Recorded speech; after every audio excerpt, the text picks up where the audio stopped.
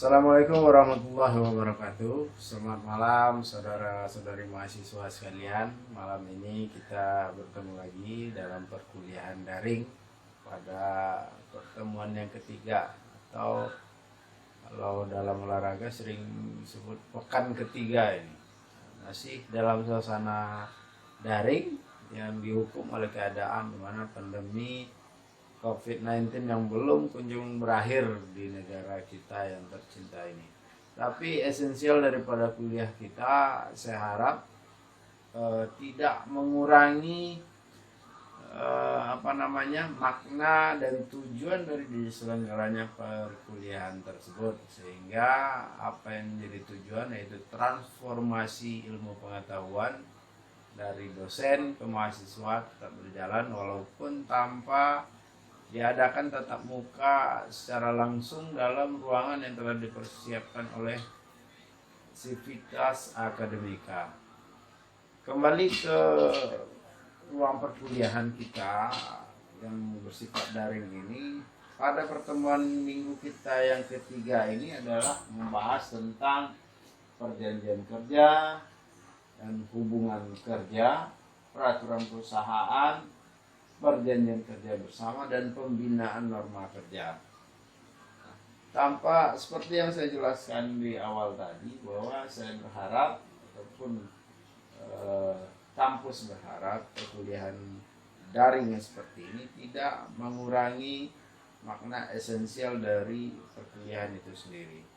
Kita membahas masalah perjanjian kerja. Sebelumnya dapat mungkin saya jelaskan kepada saudara sekalian bahwa ketenagakerjaan atau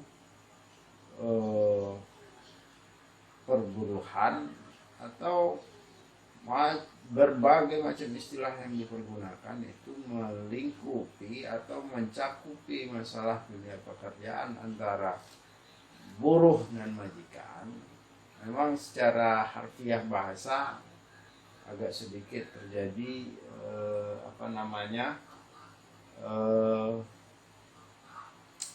bahasa mungkin boleh dikatakan kasar, namun demikian adanya sebagaimana diatur dalam perundang-undangan yang berlaku di negara kita.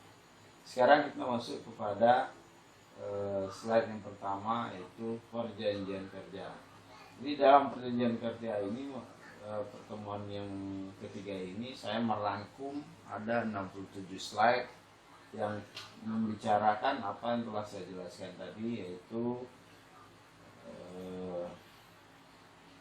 perjanjian kerja dan hubungan industrial, peraturan perusahaan, perjanjian kerja bersama, dan pembinaan norma kerja. Sekarang kita masuk pada pembahasan yang pertama, yaitu perjanjian kerja. Perjanjian kerja dari sisi pengertian adalah suatu perbuatan dengan mana satu orang atau lebih mengikatkan dirinya terhadap suatu orang lain atau lebih untuk melaksanakan suatu hal. Nah, pengertian ini diambil atau berangkat dari pasal 1313 BW atau yang sering dikenal dengan Burgerlich Wetboek.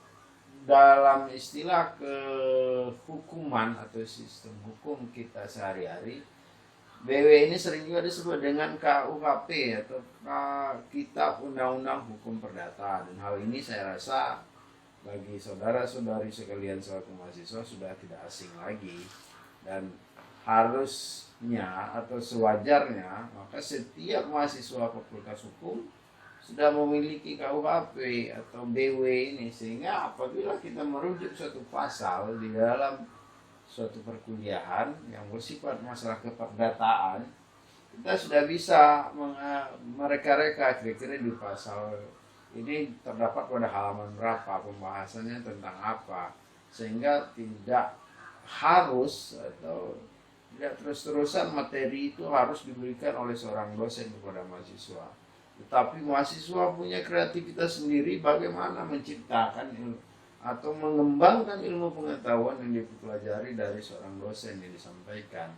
Karena metode pembelajaran di tingkat perguruan tinggi itu sebenarnya kalau boleh dipresentasikan, dosen atau kampus itu hanya memberikan sekitar 25 atau mungkin hanya 20%. Nah, 80% lagi dituntut dengan kemandirian mahasiswa untuk mencari suatu ilmu pengetahuan tentang apa yang sedang dia pelajari. Nah, seperti yang saya jelaskan tadi, suatu perbuatan dengan mana satu orang atau lebih mengikatkan dirinya terhadap satu orang lain atau lebih untuk melaksanakan suatu hal. Pasal 13 BW. Nah, kalau kita cermati satu persatu apa yang diatur di dalam pasal 13 ini, pertama adalah makna perbuatan satu orang atau lebih. Nah, satu orang atau lebih ini bisa bermakna perjanjian kerja itu dibuat mewakili kelompok atau dalam bentuk perjanjian yang secara umum sifatnya antara satu karyawan dengan karyawan lain itu tidak ada perbedaan, maka dia disebut di sini satu orang atau lebih mengikatkan dirinya terhadap satu orang lain atau lebih. Nah, satu orang lain di sini maksudnya apa? Satu orang lain ini bisa jadi pemberi pekerjaan itu adalah bentuk kepemilikan dari orang perorangan, atau bisa jadi kepemilikan pekerjaan itu dimiliki oleh suatu badan usaha atau badan hukum. Nah, di sini artinya ada beberapa orang yang memiliki terhadap usaha atau badan hukum tersebut. Selanjutnya tentang bentuk dan isi perjanjian kerja. Sebenarnya dari sisi bentuk atau isi, tidak ada suatu peraturan pun dalam peraturan perundang-undangan ketenagakerjaan, mulai dari undang-undang, PP, peraturan menteri atau permen atau juga perda yang berkaitan dengan ketenagakerjaan ini mengatur tentang isi bentuk perjanjian, karena untuk mengadakan perjanjian itu sendiri dijamin oleh peraturan perundang-undangan kita dalam pasal 1320 BW dan pasal 1338 tentang azas kebebasan berkontrak. Jadi sepanjang perjanjian kerja tersebut tidak melanggar apa yang dimaksud dalam syarat sahnya sebuah perjanjian, itu adalah suatu hal kewajaran. Nah, artinya memang hukum memberikan seluas-luasnya kepada seorang pengusaha atau pemilik pekerjaan dengan para pekerjaannya untuk membuat suatu perjanjian kerja yang tanpa dibatasi dalam hal-hal yang masih berlaku secara umum. Menurut pasal 1601 atau 1601 KUHP atau BW tadi, ada klasifikasi pembagian dari perjanjian itu sendiri. Pertama, perjanjian untuk melakukan jasa-jasa tertentu adalah suatu perjanjian di mana suatu pihak menghendaki dari pihak lainnya agar dilakukan suatu perjanjian guna mencapai suatu tujuan. Untuk salah satu membayar upah maksudnya. Contoh, hubungan antara pasien dengan dokter, pengacara dengan klien, notaris dengan para penghadapnya. Nah, ini adalah perjanjian untuk melakukan jasa-jasa tertentu. Sebagai contoh, seorang datang menghadap kepada seorang pengacara atau advokat untuk menyelesaikan suatu permasalahan atau case yang sedang dihadapinya kepada seorang advokat tersebut. Nah, hal ini artinya dia berada dalam ruang lingkup perjanjian untuk jasa-jasa tertentu. Kenapa? Karena jasanya jelas bahwa dia ingin mencari suatu solusi hukum berkaitan dengan permasalahan yang dihadapinya. Dan ini perjanjian ini dia tidak akan melebar kemana-mana, misalnya tentang bagaimana pekerjaan atau yang intinya tidak akan mencakup atau mengatur pekerjaan di luar jasa yang dijual oleh atau yang diberikan oleh seorang advokat atau pengacara tersebut. Yang ketiga, maksudnya yang kedua adalah perjanjian kerja. Nah, perjanjian kerja adalah perjanjian antara seorang buruh atau pekerja dengan seorang majikan atau pemilik pekerjaan. Nah, di mana perjanjian kerja ini meliputi ada di sana upah, ada masa tertentu pekerjaan mungkin yang diperjanjikan atau tidak ada masa tertentu, artinya berlangsung sepanjang pekerjaan itu masih ada, maka dia dipakai sebagai tenaga kerja atau buruh. Namun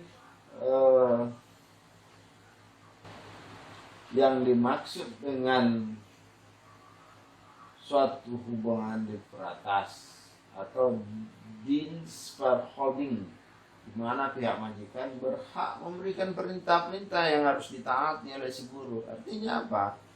Ketika seseorang atau beberapa orang mengikatkan diri kepada suatu orang atau lebih, sebagaimana yang saya jelaskan di awal tadi, maka dia harus siap menerima perintah-perintah atau instruksi-instruksi dalam ruang lingkup masih berkenaan dengan perjanjian kerja yang dia tanda tangani.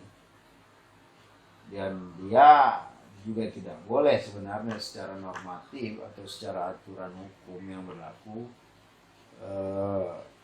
seorang pekerja itu disuruh misal di luar perjanjian yang dia lakukan antara majikannya tersebut tadi, misalnya mengantar anak ke sekolah, mencuci baju di rumah. Nah, itu sebenarnya tidak boleh dalam suatu perjanjian kerja yang tidak diatur ruang lingkupnya tentang itu, kecuali dia bekerja sebagai asisten rumah tangga. Ketiga adalah perjanjian pemborongan kerja. Nah, pemborongan kerja ini terjadi antara pihak yang satu dengan pihak yang lain, di mana pihak yang satu memborongkan pekerjaan, menghendaki suatu pekerjaan yang disanggupi oleh pihak lain, dan atas pembayaran suatu uang tertentu sebagai harga pemborongan. Harga pemborongan, misal contoh, ini sering sekali terjadi dalam dunia tender atau proyek pemerintah, membangun jalan, membangun gedung. Nah, ini perjanjian kerjanya sifatnya adalah perjanjian pemborongan kerja. Dia akan habis atau perjanjian tersebut akan berakhir ketika pekerjaan itu juga berakhir masa atau bisa diselesaikan, ataupun tidak bisa diselesaikan tetapi jangka waktu yang diperjanjikan itu selesai, maka perjanjian kerja yang semacam ini disebut dengan perjanjian pemborongan kerja.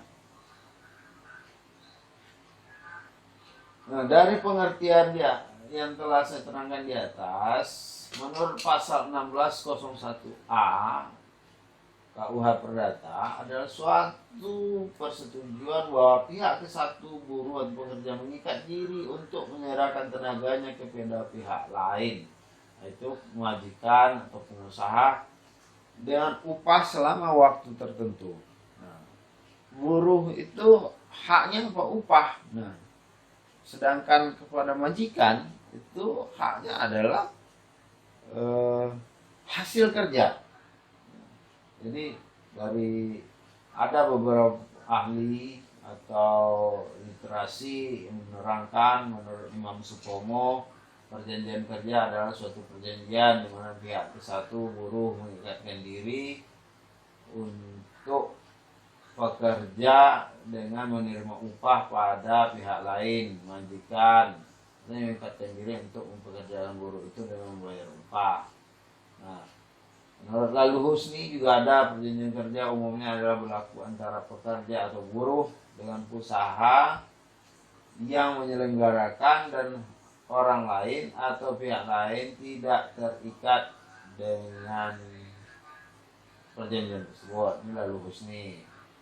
Menurut Zainal Asikin juga ada perjanjian kerja adalah sarana pendahulu sebelum berlangsungnya hubungan kerja. Jadi Lalu Husni ini berpendapat sebelum ada hubungan kerja, sebelum seseorang itu melakukan pekerjaan, maka harus dibuat dulu perjanjian kerja. Ini menurut Lalu Husni. Sekarang kita masuk kepada prinsip-prinsip perjanjian kerja. Prinsip-prinsip perjanjian kerja. Adanya keterikatan antara pekerja atau buruh dengan pengusaha atau majikan untuk bekerja di bawah perintah dengan menerima upah.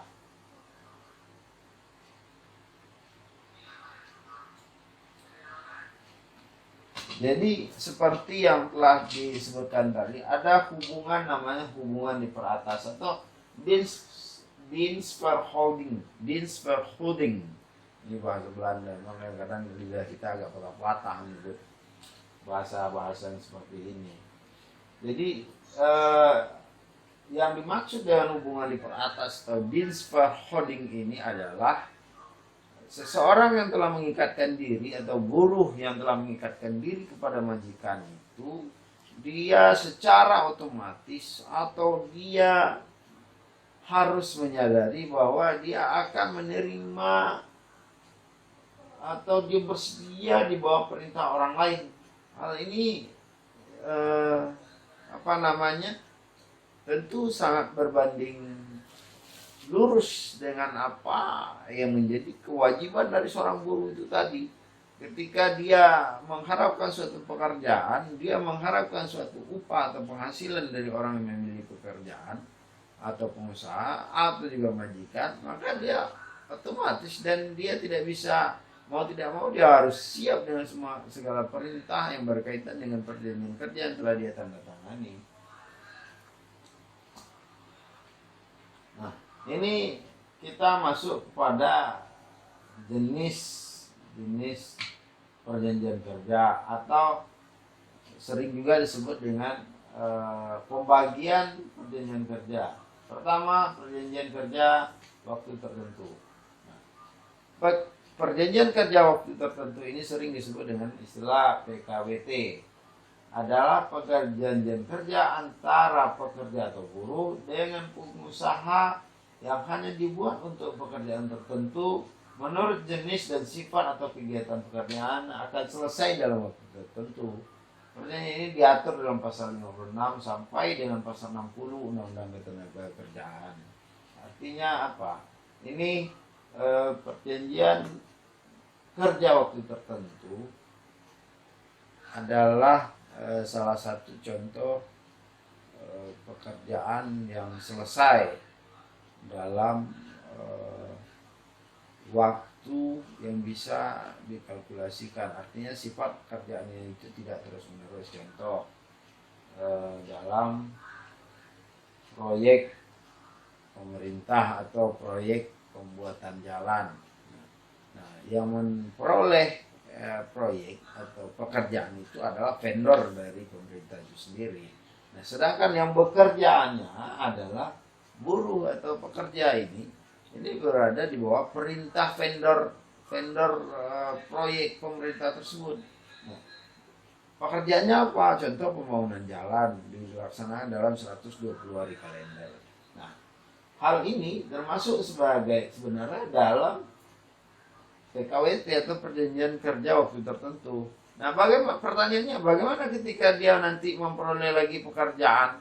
Nah, itu substansinya sudah berbeda, itu tidak termasuk kepada perjanjian kerja yang dia tanda tangani tersebut. Maka dia akan membuat perjanjian kerja yang baru. Contoh, proyek pertama dia peroleh pemborongan pekerjaannya adalah di daerah Kabupaten Kampar. Nah, maka perjanjian kerja yang ditandatangani tersebut PKWT-nya masuk secara hukum wilayah Kabupaten Kampar dan waktunya 120 hari. Nah, ketika si vendor ini nanti mendapat pekerjaan lagi misalnya di Kabupaten Rokan Hulu. Nah, dia pekerja ini, si buruh ini jika ingin tetap bekerja, maka dia harus mengajukan atau membuat PKWT baru lagi dengan si vendor tadi. Selanjutnya kita masuk ke perjanjian kerja, harus memenuhi syarat material dan formil. Pertama kita berbicara tentang syarat material. Syarat yang terdapat dalam pasal 52 ayat 1 Undang-Undang Ketenagakerjaan. Yang pertama adalah kesepakatan kedua belah pihak. Yang kedua, kemampuan atau kecakapan melakukan perbuatan hukum.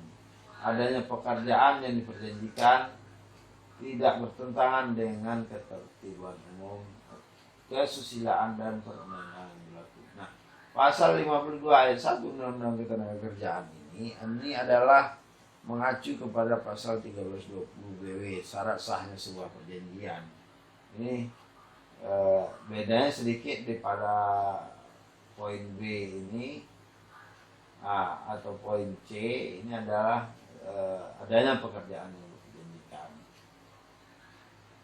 Sementara poin lain secara substansial tidak ada perbedaan yang mencolok, tetapi relatif hampir sama. Saya rasa hal ini sangat mudah untuk dipahami. Kita lanjut syarat formil. Nah, syarat formil ini diatur dalam pasal 54 ayat 1 Undang-Undang 13 2003 tentang Ketenagakerjaan atau Undang-Undang Ketenagakerjaan. Syarat formilnya apa? Ada nama, alamat perusahaan, jenis usaha. Ini untuk perusahaan. Sedangkan untuk si buruh apa syarat formilnya? Ada nama, jenis kelamin, umur, dan alamat pekerja atau buruh, jabatan dan jenis pekerjaan, tempat pekerjaan, besarnya upah, cara pembayarannya, syarat-syarat kerja, memuat hak dan kewajiban pengusaha dan pekerja atau buruh, jangka waktu mulai berlakunya perjanjian kerja, tempat lokasi perjanjian kerja dibuat, dan tanda tangan para pihak dan dalam perjanjian kerja. Nah, kita sedikit masuk ke syarat formil ini.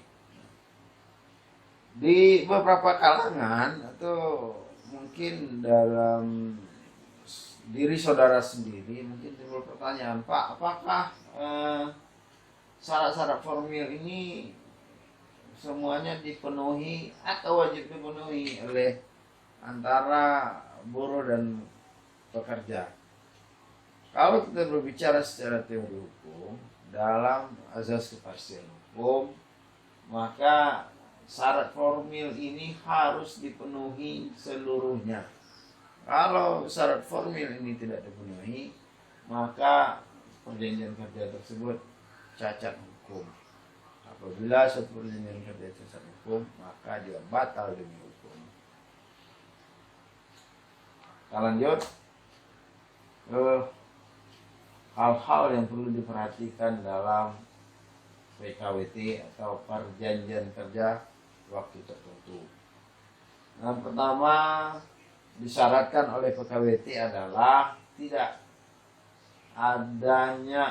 dapat mensyaratkan ada masa percobaan kerja. Bila ada maka batal demi hukum. Maksudnya pertama di sini adalah seringkali kita dengar di dalam suatu hubungan kerja atau hubungan industrial itu ada masa percobaan. Itu ada masa percobaan itu 3 bulan. Nah, mungkin di bed nama atau di name tag si pekerja itu akan dibuat dengan train atau training. Ada macam-macam istilah yang digunakan oleh para pekerja. Nah, dalam masalah perjanjian kerja waktu tertentu, hal tersebut tidak boleh dilakukan sama sekali. Apabila suatu perusahaan atau pengusaha pemilik pekerjaan melakukan itu, artinya dia secara langsung melanggar norma ketenagakerjaan yang berlaku dan perjanjian PKWT-nya itu batal demi hukum. Apabila perjanjian PKWT batal demi hukum, konsekuensinya apa? Pertama, mungkin pekerjaan tidak bisa dilaksanakan secara legal. Artinya dia bekerja atau mempekerjakan orang dalam posisi ilegal. Nah, bisa jadi ketika syarat PKWT ini dilanggar, maka dia menjadi objeknya itu menjadi pekerjaan waktu tidak tertentu. Artinya dia tidak terbatas pada suatu pekerjaan dalam masa kerja waktu tertentu saja. Kedua, syaratnya adalah hanya dapat dibuat untuk pekerjaan tertentu menurut jenis dan sifat pekerjaan yang akan selesai waktu tertentu. Seperti contoh yang saya jelaskan tadi tentang masalah proyek pembangunan jalan atau pembuatan jalan yang dapat diperoleh oleh vendor pemerintah tadi. Dia waktunya misal bisa berakhir dalam waktu 120 hari. Ketiga, dibuat dalam rangka 3. PKWT itu dibuat dalam rangka 3, yaitu untuk pekerja, pengusaha, dan dinas yang membidangi ketenaga kerjaan setempat. Mungkin akan ada pertanyaan yang muncul dalam logika saudara sekalian. Kenapa mesti ada untuk dinas, Pak? Mungkin kenapa harus dibuat rangkap 3, Pak? Nah, dinas di sini artinya adalah untuk menjalankan fungsi pengawasan. Bahwa PKWT ini memang dilaksanakan atau dibuat sesuai dengan norma peraturan perundang-undangan yang berlaku dalam ruang lingkup ketenagakerjaan. Jangan sampai ada syarat formil yang dilanggar atau syarat material yang tidak terpenuhi, maka dinas yang membidangi dengan ketenagakerjaan tersebut bisa melakukan fungsi pengawasannya. Nah, itulah dibuat dengan rangkap 3. Yang pertama dipegang oleh pekerja, dan yang kedua dipegang oleh pengusaha atau majikan. Yang ketiga tadi adalah dinas yang membidangi ketenagakerjaan setempat. Yang keempat adalah seluruh biaya yang timbul dalam pembuatan PKWT menjadi tanggungan pengusaha. Nah, contoh dalam PKWT itu ada timbul biaya-biaya yang harus dikeluarkan, contoh biaya materai, atau kalau PKWT-nya dibuat di hadapan notaris maka biaya notaris. Biaya pembelian kertas, alat-alat tulis, ATK segala macam. Nah, itu menjadi tanggung jawab pengusaha. Tidak dibenarkan untuk dibebankan kepada si buruh atau si tenaga kerja. Bagaimana jika hal ini dilanggar oleh pengusaha? Jika hal ini memang nyata-nyata dilanggar oleh pengusaha, silakan para pekerja atau buruh yang ada dalam PKWT tersebut melaporkan kepada dinas yang membidangi ketenagakerjaan. Itulah guna tadi rangkap 3 salah satunya itu dibuat.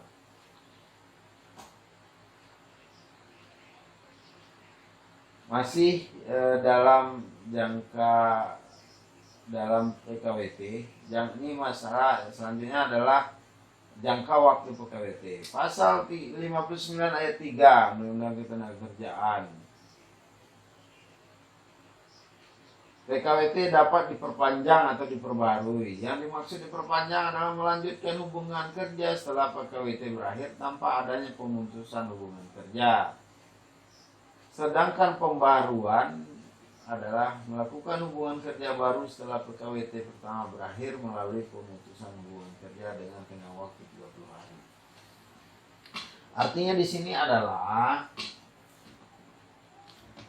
jika suatu pekerjaan itu yang seyogyanya bisa dilaksanakan contoh 120 hari tadi, tetapi ternyata karena keadaan alam atau keadaan yang memungkinkan atau tidak memungkinkan pengusaha dapat menyelesaikan pekerjaan itu tepat pada waktunya.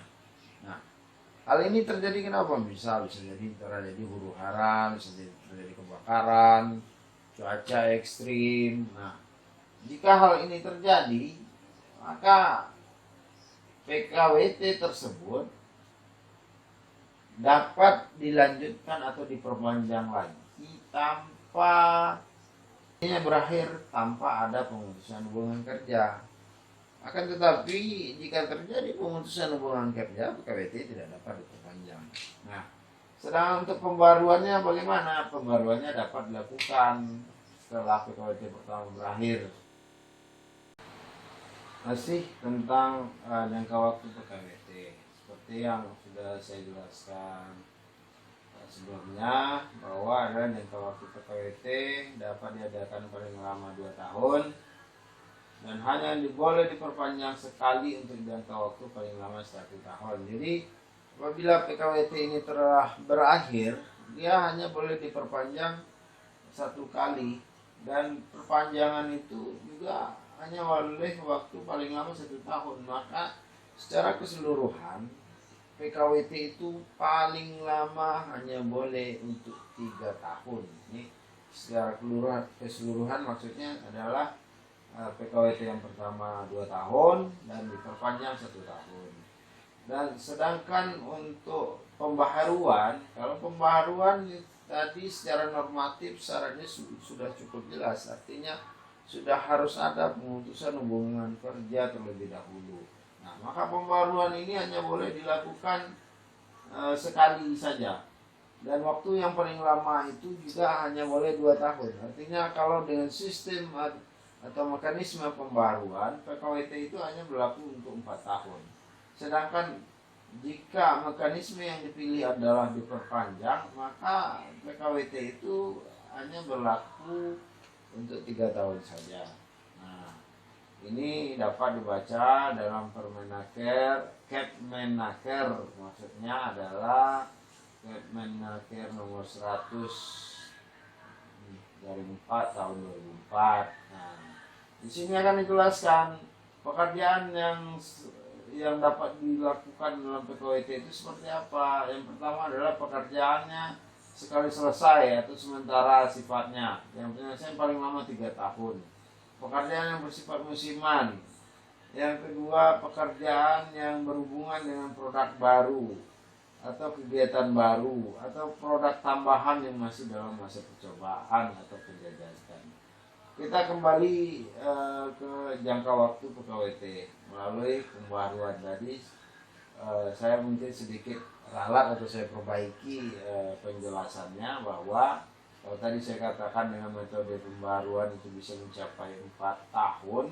Nah, mungkin di sini saya perbaiki lagi atau saya jelaskan kembali bahwa PKWT dengan metode pembaruan ini syaratnya jelas bahwa harus ada pemutusan hubungan kerja terlebih dahulu. Artinya apa? Ketika PKWT pertama itu dengan jangka waktu 2 tahun, maka dia harus mengakhiri hubungan kerja tersebut atau terjadi pemutusan hubungan kerjanya sebelum jangka waktu 2 tahun. Artinya juga tidak sampai 4 tahun. Mungkin juga bisa jadi paling lama 3 tahun yang metode pembaharuan ini. Nah, kita lanjut kepada pasal 59 Undang-Undang Nomor 13, bahwa PKWT tidak dapat diadakan untuk pekerjaan yang bersifat tetap, pekerjaan yang sifat terus-menerus, tidak terputus, tidak dibatasi waktu, dan merupakan bagian dari suatu proses produksi dalam suatu perusahaan atau pekerjaan yang bukan musiman. Contohnya seperti apa?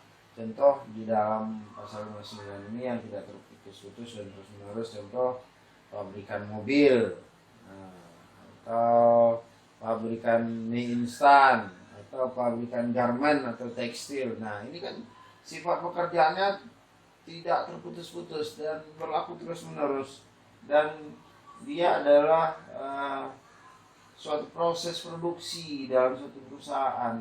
Contoh mobil, dalam perakitan, pembuatan bodi, dan segala macamnya. Ini pekerjaan tidak berhenti atau tidak terputus sifatnya, tetapi sepanjang produksi mobil itu masih berjalan, maka perusahaan itu akan tetap mempekerjakan pekerjanya, dan sifat pekerjaannya bukan musiman seperti yang saya contohkan tadi tentang tender proyek, pekerjaan borongan. Nah, ini berbeda sekali dengan syarat yang dibuat oleh pasal 59 ayat 2. Lebih lanjut, selain PKWT atau perjanjian kerja waktu tertentu, kita beralih kepada perjanjian kerja waktu tidak tertentu. Jadi dulu saya minum dulu ya.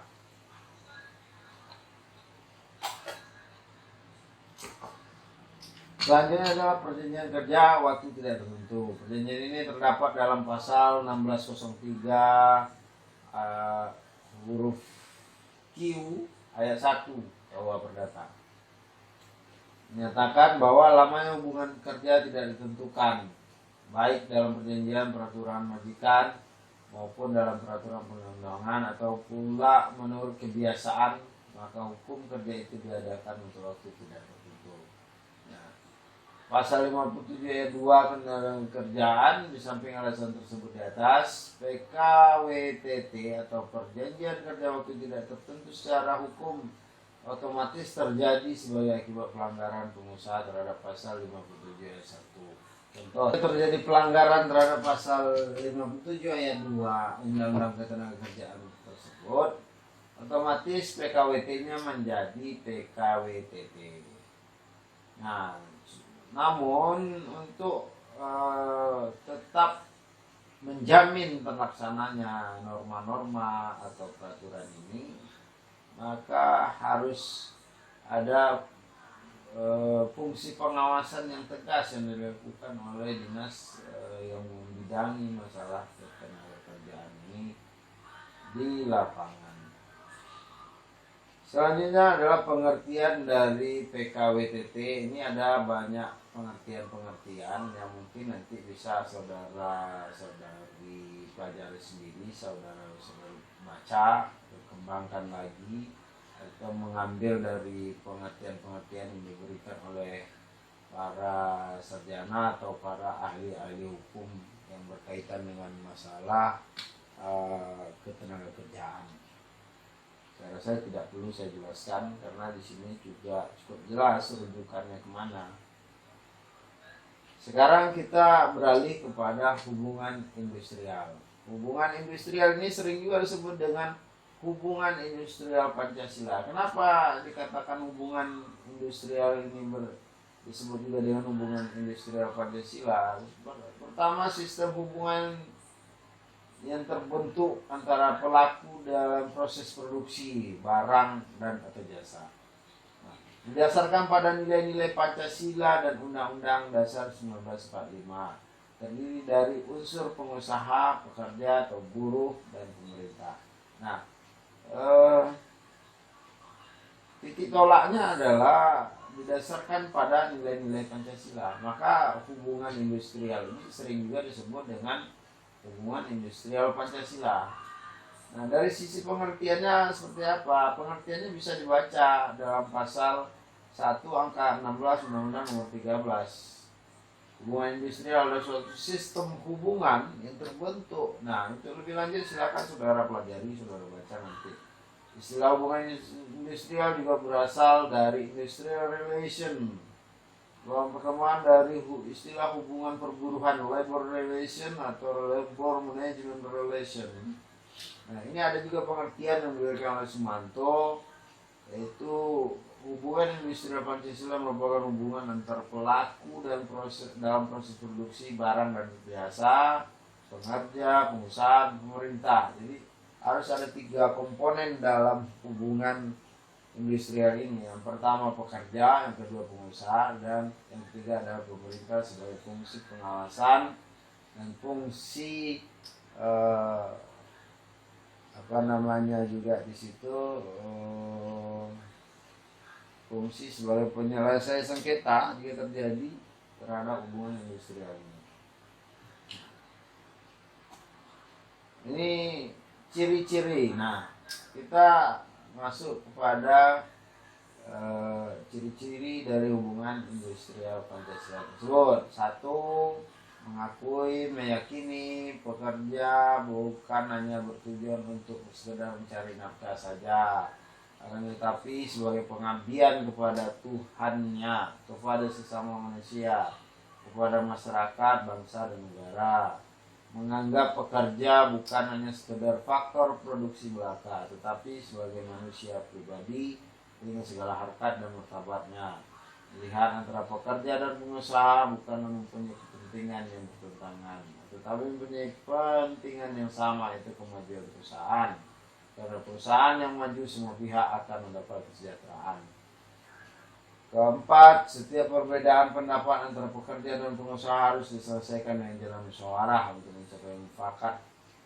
Yang kelima, terdapat keseimbangan antara hak dan kewajiban kedua belah pihak. Jadi ciri-ciri hubungan industrial Pancasila ini bisa dikembangkan lagi, tidak hanya terpaku pada yang 5 ini saja, tapi bisa mungkin nanti dengan pengamatan saudara di lapangan seperti apa hubungan industrial yang terjadi.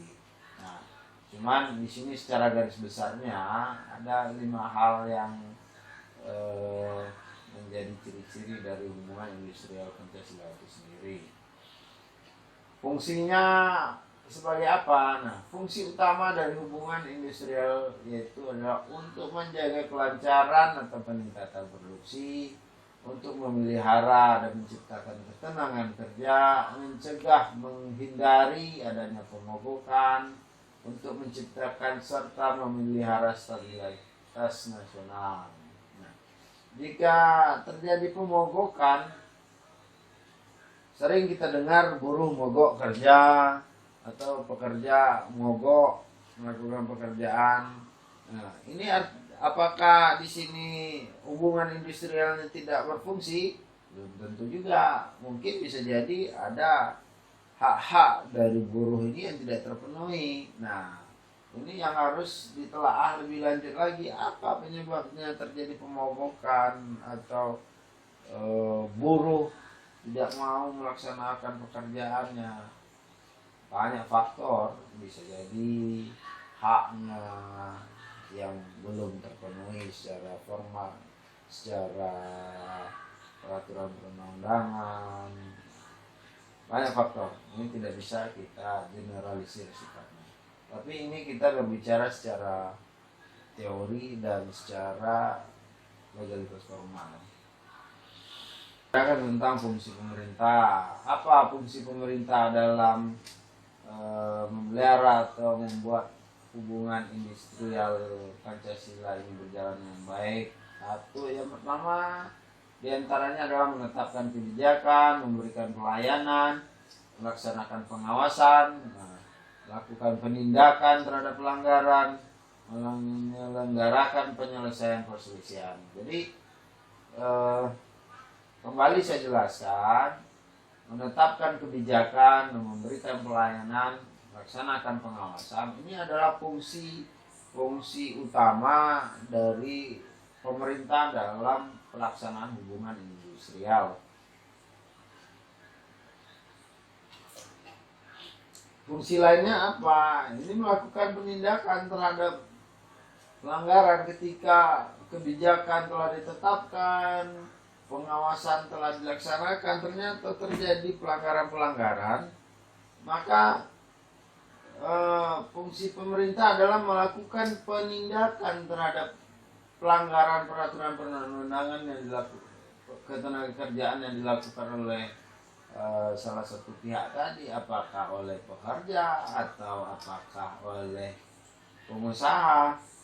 Yang ketiga apa? Setelah penindakan harus ada menyelenggarakan penyelesaian atau menyelesaikan perselisihan atau lembaga peradilan. Nah, dalam hal ini seperti apa? Ini adalah contoh PHI atau disebut pengadilan hubungan industrial. Tiga adalah sarana hubungan industrial. Sarana seperti apa? Ada serikat pekerja atau serikat buruh, organisasi pengusaha, lembaga kerjasama bipartit, lembaga kerjasama tripartit, peraturan perusahaan, perjanjian kerja bersama, peraturan perundang-undangan, lembaga penyelesaian perselisihan hubungan industrial. Yang selanjutnya adalah serikat pekerja atau serikat buruh. Ini berangkat dari sarana tadi. Dibentuk dari dan oleh pekerja atau buruh di perusahaan atau di luar perusahaan, bersifat bebas, terbuka, mandiri. Untuk selanjutnya nanti bisa saudara baca di sini.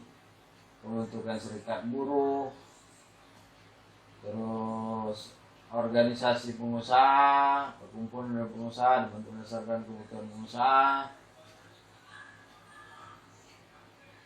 lembaga kerjasama bipartit, anggota terdiri dari wakil pengusaha dan pekerja, tercatat dari tingkat perusahaan. Nah, lembaga kerjasama bipartit ini adalah fungsinya untuk menyelesaikan perselisihan yang terjadi antara pekerja atau buruh dengan pengusaha atau majikan. Jika hal ini terjadi perselisihan, maka sebelum melangkah lebih lanjut menyelesaikan melalui tripartit atau lebih lanjut lagi kepada pengadilan hubungan industrial, maka terlebih dahulu harus diselesaikan secara bipartit. Nah, jika bipartit ini tidak tercapai kesepakatan atau penyelesaiannya, maka melangkah kepada lembaga kerjasama tripartit.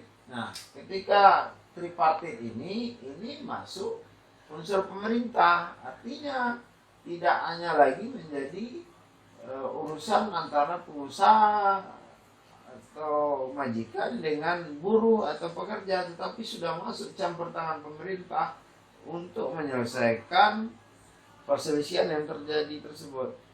Nah, apa produk dari lembaga kerjasama tripartit ini? Produknya adalah berbentuk anjuran kepada pengusaha atau kepada majikan atau sebaliknya kepada buruh atau pekerja untuk menerima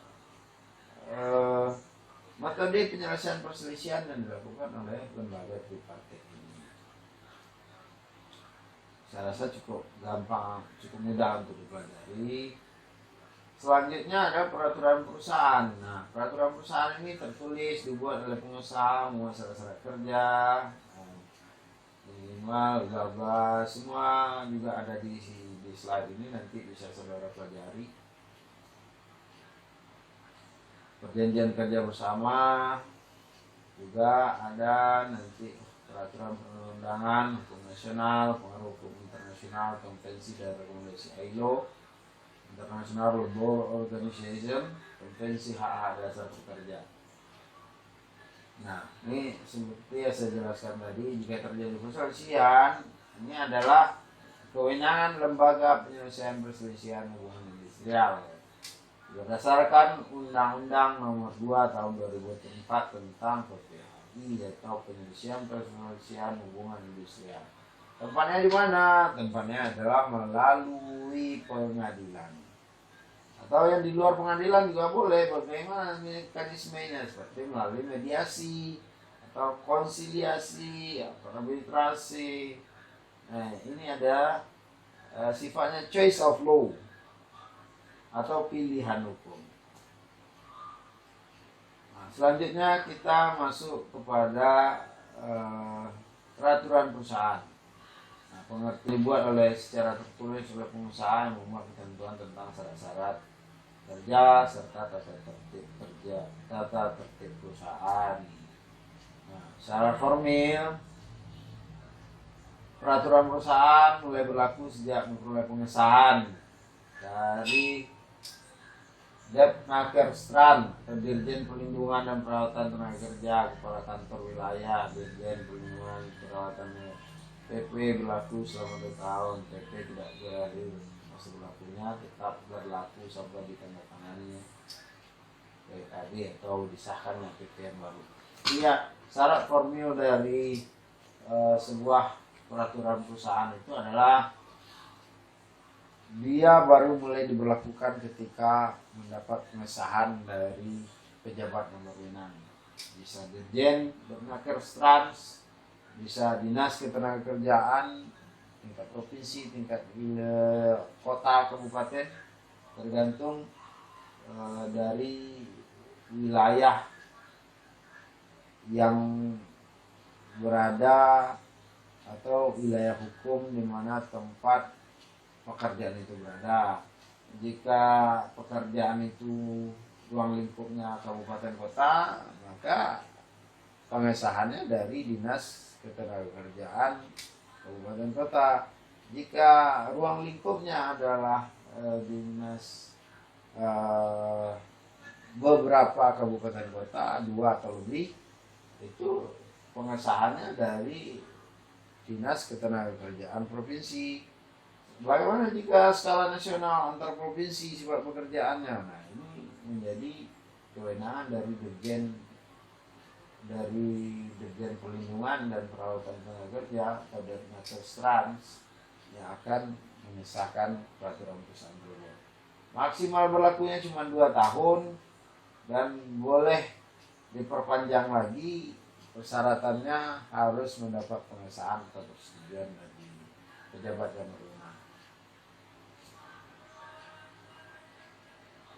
Tujuan pengesahan PP atau peraturan perusahaan, 1, untuk mencegah agar isi PP tidak bertentangan dengan peraturan perundang-undangan, untuk mengusahakan perbaikan dan peningkatan syarat-syarat kerja sesuai dengan kebijakan pemerintah. Ini ada beberapa kewajiban perusahaan, nanti bisa dipelajari di sini. Pembuatan PP, tujuan seperti apa? Secara garis besar tujuannya adalah mengusahakan perbaikan syarat-syarat kerja sebagai salah satu tugas pelindungan dan perawatan kerja sebagai tahap permulaan terwujudnya perjanjian kerja bersama di perusahaan. Ini tujuan pembuatan perusahaan. Dasar hukumnya apa? Bagian ke-6 bab 11 Undang-Undang Nomor 13, Kepmenakerstrans Nomor Kepmen 4 2004 tentang tata cara pembuatan dan pengesahan PP, peraturan perusahaan dan pendaftaran perjanjian kerja bersama. Ini masih tentang peraturan perusahaan. Ini pasal 108 Undang-Undang Nomor 13. Jika pengusaha pekerjaan dan pekerja atau buruh sekurang-kurangnya 10 orang wajib membuat peraturan perusahaan yang mulai berlaku setelah disahkan. Mulai berlaku sama. Terus masalah kewajiban membuat peraturan perusahaan tidak berlaku bagi perusahaan yang telah memiliki perjanjian kerja bersama. Pasal 110 peraturan perusahaan disusun dengan memperhatikan saran dan pertimbangan dari wakil pekerja atau buruh di perusahaan yang bersangkutan. Artinya di sini apa? Disarankan dalam membuat peraturan perusahaan tersebut tidak hanya otorisasi atau kesewenang-wenangan dilakukan oleh pengusaha atau majikan atau pemilik pekerjaan, tapi ada unsur perwakilan buruh atau pekerja di perusahaan yang sama-sama bermusyawarah untuk membuat peraturan perusahaan. Dalam hal perusahaan yang bersangkutan telah terbentuk serikat pekerja, serikat buruh, maka wakil pekerja buruh sebagaimana satu adalah pengurus pekerja, pengurus serikat pekerja atau serikat buruh. Nah, dalam hal perusahaan yang bersangkutan belum terbentuk, maka wakil pekerja sebagaimana nomor 1 dipilih secara demokratis oleh para pekerja atau buruh yang bekerja untuk menunjuk wakilnya dalam merumuskan peraturan perusahaan. Ini yang syarat-syarat secara limitatif diberlakukan oleh pasal 110 Undang-Undang Nomor 13 Tahun 2003. Ini materi peraturan perusahaan, nanti bisa saudara baca, saudara pelajari juga apa hak dan kewajiban pengusaha, hak wajib buruh, syarat kerja, masa berlaku dan sebagainya. Terus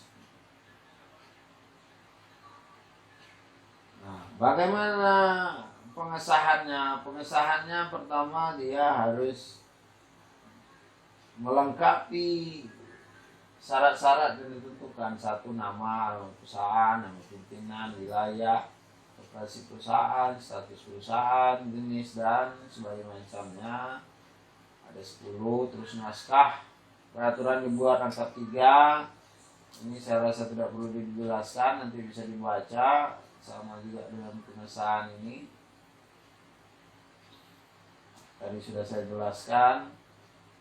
Terus tentang setelah peraturan perusahaan disahkan, pengusaha mempunyai kewajiban. Nah, ini mungkin sedikit perlu saya jelaskan. Setelah peraturan perusahaan disahkan, pengusaha punya kewajiban memberitahukan pertama isi peraturan perusahaan yang telah disahkan kepada para pekerja atau buruhnya di hadapan pegawai direktorat. Nah, ini atau di depan Dirjen Perlindungan dan Pengawasan Tenaga Kerja, atau mungkin di tingkat yang lebih rendah yang di Dinas Ketenagakerjaan. 2. Memberikan salinan peraturan perusahaan kepada setiap pekerja atau buruh. Artinya tidak hanya diberikan kepada perwakilan, tetapi pengusaha atau majikan ini wajib memperbanyak peraturan perusahaan yang telah disahkan oleh pejabat yang berwenang, itu diberikan kepada seluruh pekerja atau buruh tanpa terkecuali. Yang ketiga, kewajibannya adalah menempelkan peraturan perusahaan di tempat yang mudah dibaca oleh buruh atau pekerja. Kewajiban. Ini perjanjian selanjutnya, kita masuk kepada perjanjian kerja bersama. Perjanjian kerja bersama yang merupakan hasil perundingan antara serikat pekerja atau serikat buruh atau beberapa serikat pekerja atau serikat buruh yang tercatat dalam instansi yang bertanggung jawab di bidang ketenagakerjaan dengan pengusaha atau beberapa pengusaha atau perkumpulan pengusaha, memuat syarat-syarat kerja, hak dan kewajiban kedua belah pihak. Dasar hukumnya mana? Nih, ada bagian 11 juga. Permen Undang-Undang Nomor 21 Tahun 2000 tentang serikat pekerja atau serikat buruh. Fungsinya apa dari perjanjian kerja bersama ini? Yang pertama adalah memudahkan pekerja atau buruh untuk membuat perjanjian kerja. Yang kedua, sebagai jalan keluar atau way out dalam hal perundang-undangan pekerjaan belum mengatur hal-hal yang baru atau menunjukkan kelemahan-kelemahan di bidang tertentu. Yang ketiga, sebagai sarana untuk menciptakan ketenagaan kerja bagi pekerja atau buruh demi kelangsungan usaha bagi perusahaan. Jadi banyak fungsi-fungsi dari PKB ini secara umum yang bisa saudara pelajari dari bahan-bahan atau literatur yang berbicara atau membahas tentang masalah perjanjian kerja bersama. Ini secara umum, secara garis besar yang saya sampaikan dalam perkuliahan ini. Selanjutnya adalah manfaat PKB atau manfaat perjanjian kerja bersama. Nah, manfaat ini juga nanti bisa saudara baca nih di slide ini. Kalau nanti ada pertanyaan, mungkin di bagian komentar video pembelajaran ini bisa saudara ajukan pertanyaan untuk nanti bisa diberikan jawaban, atau nanti saudara boleh mengajukan pertanyaan pada saat proses kuliah daring dalam ruang diskusi. Nih, ada syarat formil juga seperti peraturan perusahaan tadi bagaimana dibuat. Ini diatur dalam pasal 116 Undang-Undang Nomor 13 ya. Syarat-syaratnya ini secara limitatif, tidak boleh diutak-atik karena diatur dalam peraturan perundang-undangan. Ini subjek. Nah, kita bicara subjek. Perjanjian kerja bersama.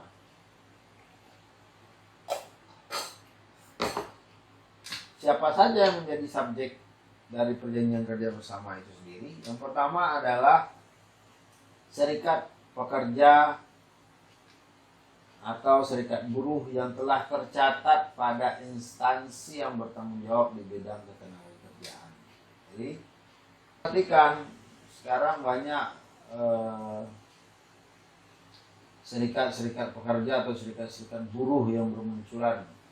Nah, apa contohnya yang serikat pekerja? Nah, untuk melihat apakah dia terdaftar atau tidak terdaftar di instansi yang bertanggung jawab di bidang itu, saudara harus melihat kepada daftar yang diterbitkan oleh Dinas Ketenagakerjaan.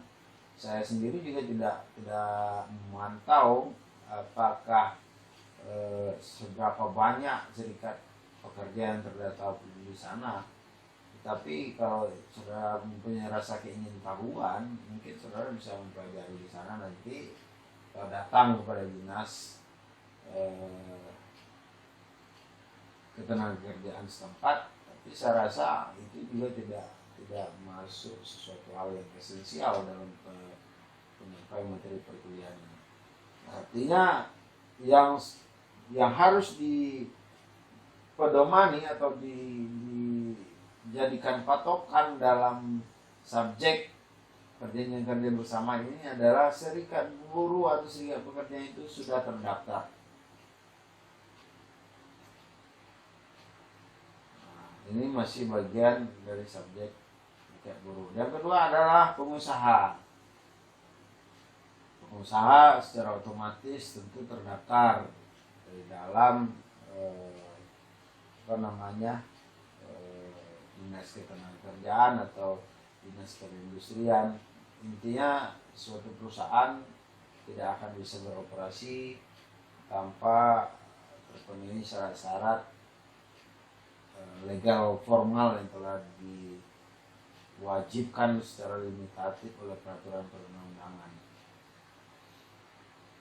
Orang atau perseorangan, persekutuan atau badan hukum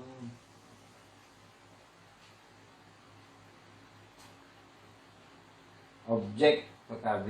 Nah, sekarang kita beralih kepada objek perjanjian kerja bersama. Apa menjadi objek perjanjian kerja bersama? Satu, perjanjian kerja bersama paling sedikit memuat hak dan kewajiban. Selanjutnya sampai poin 4 ini ada.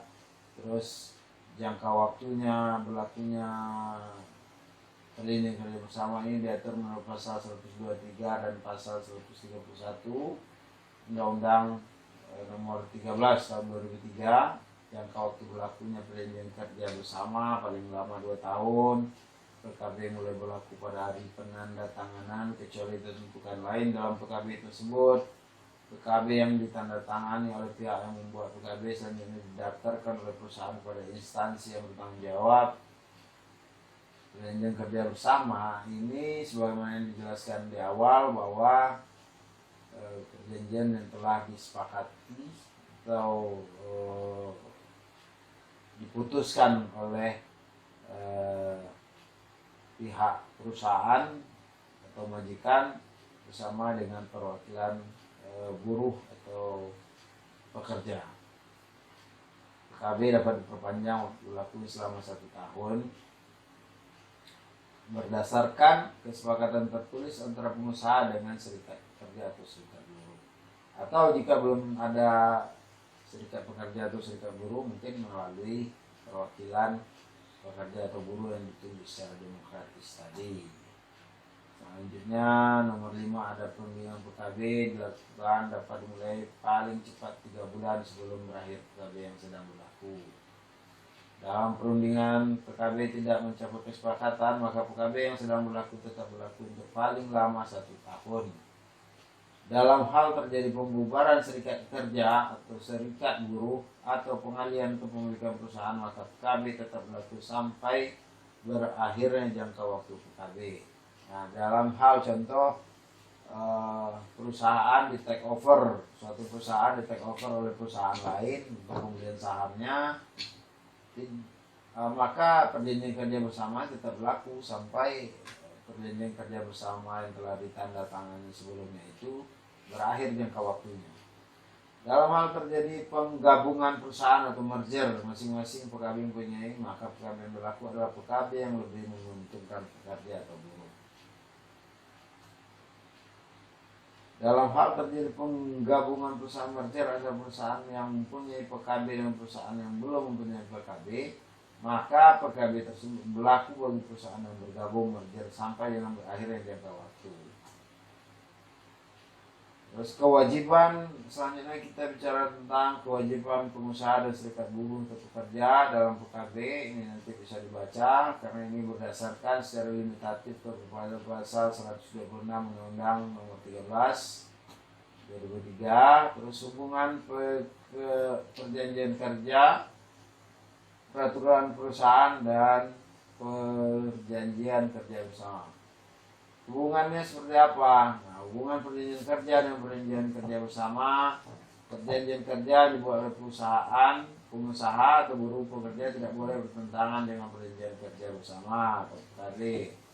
Apabila perjanjian kerja bertentangan dengan PKB, ketentuan dalam perjanjian kerja batal demi hukum dan berlaku adalah ketentuan dalam PKB atau perjanjian kerja bersama. Ketentuan yang batal hanya yang bertentangan saja, bukan seluruh perjanjian kerja. Dalam hal perjanjian kerja tidak memuat ketentuan yang dibuat atau yang dalam PKB, maka yang berlaku adalah ketentuan-ketentuan dalam perjanjian kerja bersama. Hubungan peraturan perusahaan dengan perjanjian bersama masih dilanjutkan tadi. Perusahaan yang telah memiliki perjanjian kerja bersama PKB, pengusaha tidak berkewajiban memiliki peraturan perusahaan. Dalam hal perundingan pembuatan PKB tidak mencapai kesepakatan, peraturan perusahaan tetap berlaku sampai habis masa berlakunya. Ini pembinaan, masuk kita kepada pembinaan norma kerja. Nah, norma kerja sering juga diistilahkan dengan norma ketenagakerjaan. Atau norma kerja itu adalah segala bentuk peraturan yang harus ditaati oleh pekerja atau buruh yang bekerja pada suatu perusahaan. Dasar hukumnya di mana? Ini adalah pasal 1 angka 19 Permenaker RI nomor 33 tahun 2016. Selanjutnya, terima kasih atas segala perhatian.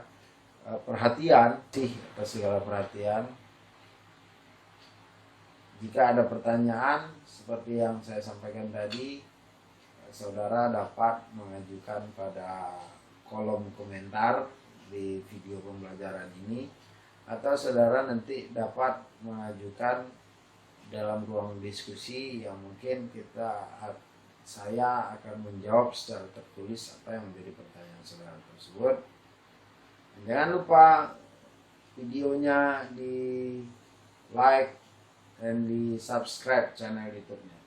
Terima kasih atas segala perhatian. Assalamualaikum warahmatullahi wabarakatuh.